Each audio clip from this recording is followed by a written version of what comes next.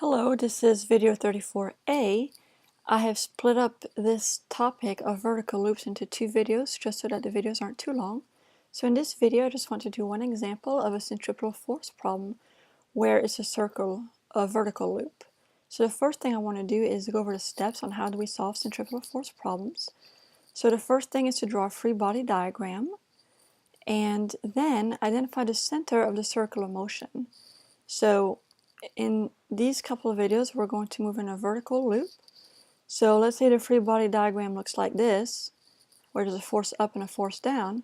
Well, any force pointing toward the center would be positive. Any force away from the center would be negative.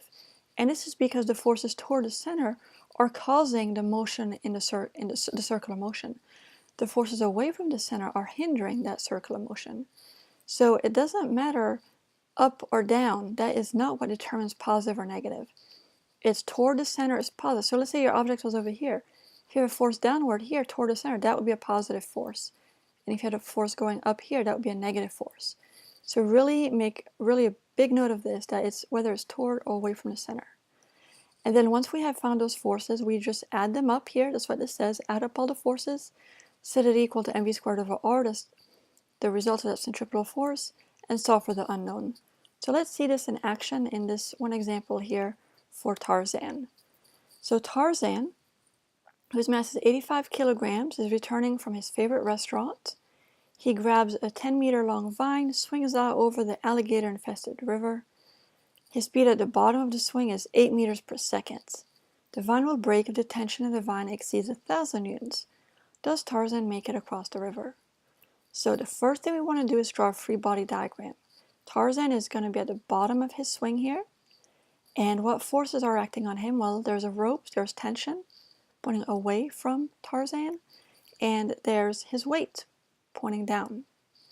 And then step 2 said identify the center of the circle. So I like to draw a little arc here that shows me which way the circle is going. And now any force toward the center is positive, any force away from the center is negative. Now I'm ready to sum up the forces and set it equal to mv squared over r.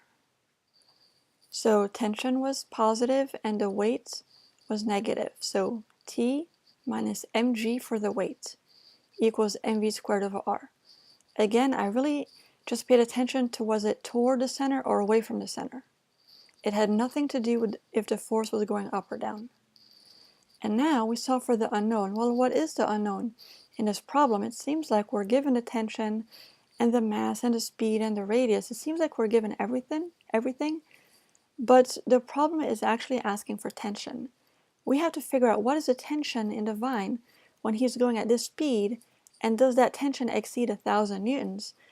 And that will answer our question.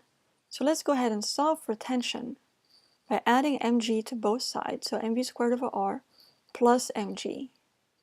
And now we can plug in our numbers. The mass is 85, the speed is 8 meters per second here, this is v. And then the radius of the circle, well, that's the length of that vine. That's 10 meters here, that's the r. So 85 times 8 squared over 10 plus 85 times 9.8. So plug all of this in the calculator, and I got a tension of 1,377 newtons. So this tension exceeds the breaking strength there, so that means that Tarzan does not make it across the river.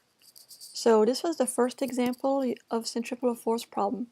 The key is really in your free body diagram to make sure to make the forces positive if they're going toward that center, and to make them negative if they're going away.